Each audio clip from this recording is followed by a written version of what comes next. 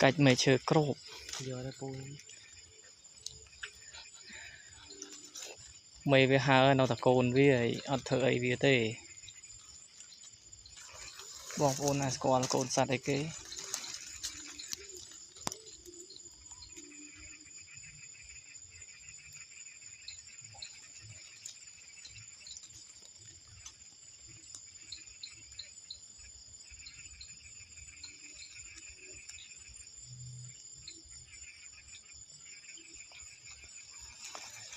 địch cồn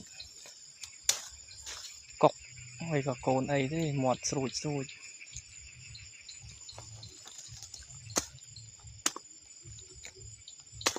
mày về hà cháy nhơi nó cách mày chơi crop của mọi việc liền sao